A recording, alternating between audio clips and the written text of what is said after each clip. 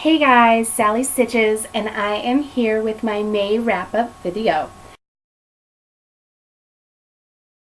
So, in the month of May, I read 6 books, one of them being a graphic novel, and while that doesn't seem like a lot, I had a really busy month. I didn't get all of my goals done, my reading goals done that I wanted to get done, but you know what? That's okay, because it's supposed to be fun, right? So, I'm just going to get started. I'm sorry for the reflection. My computer screen is really reflective tonight. So I'm just going to get started. Most of my books were actually library books, so I don't have the physical copies anymore. I will show you guys a picture. The pictures for some of them aren't like working, like it's reflecting off the screen so too much, so bear with me. I apologize. But so the first book I read was Popular by Maya Van Wagenen, and I mean I read this way at the beginning of the month, so it's a little bit hard for me to remember. Here, this is the one that's not showing up because it's such a light color. But, sorry guys. You'll just have to look it up. And you can kind of see it if I hold it to the side. So this is a nonfiction book written by a teenage girl that is not very popular, and she ends up finding this vintage book from like the 50s on how to be popular, so she decides to apply those principles to today. And it actually was super cute. I read it really fast. It was really endearing and very beautifully read for her being a teenager. She writes better than some adults. So definitely check it out if you happen to stumble upon it. I think it's a really cute read, and so I liked it. I think I gave it 4 stars maybe. I can't remember. I'm sorry. The next one I read was also a nonfiction, and it was called We Should Hang Out Sometime by Josh Sundquist. This book kind of became all the rage for a while. It's basically his accounts of troubles with dating. And so it kind of goes through a few different failed attempted relationships through his life and their stories, and then he goes back and actually talks to the girls like many years later to see like what happened and stuff. It was pretty good. I mean, it was a very easy read, but there was definitely, the basic premise was he was just kind of too chicken to actually talk to girls or ask them out. I don't know. It was good. It wasn't terrible. I think I also gave that one 4 stars. And then, so the next one I read was The Giver by Lois Lowry. Now, I know that this is a book that a lot of people have to read in school, and I don't ever remember reading it. I really wanted to see the movie, so I read the book. The book read really quickly, and I really enjoyed the book. I did watch the movie right afterwards, and I really enjoyed the movie as well. The book, of course, I really liked better, but I thought the movie did well. It was really interesting, and there are more in the series that nobody ever talks about, and so I may eventually pick those up and see what those are about. Yeah, it was pretty good. Alright.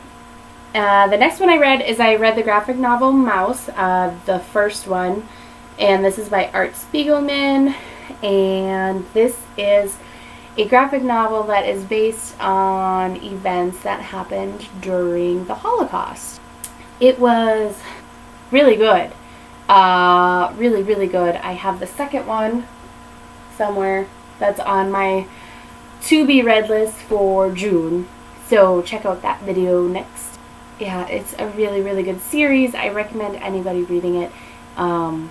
It's just really crazy, and I love how they depicted everything. In the graphic novel, I'm just getting into graphic novels. It's been something new for me, but I'm really enjoying it. And then the next 2 books I read, I do have physical copies of. So the first one is Wild by Cheryl Strayed. I wanted to watch the movie, and so I was like, I can't watch the movie until I read the book. And oh my god, it was so good. It was so good. I really liked it a lot.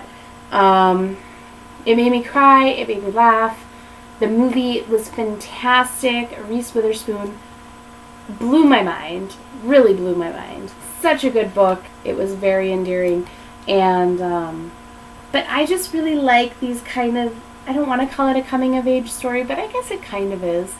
I just really like when people have gone through a bunch of crap in their life and then they figure it out and then they write about it, because I think that's pretty awesome, because we all can relate to it in some way or another.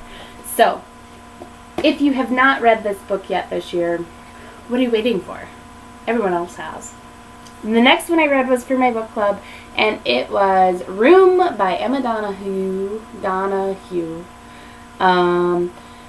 So this one I read last. I put it off till the very last minute because I was like, I'm not going to like this book. I'm not sure if I want to like this book.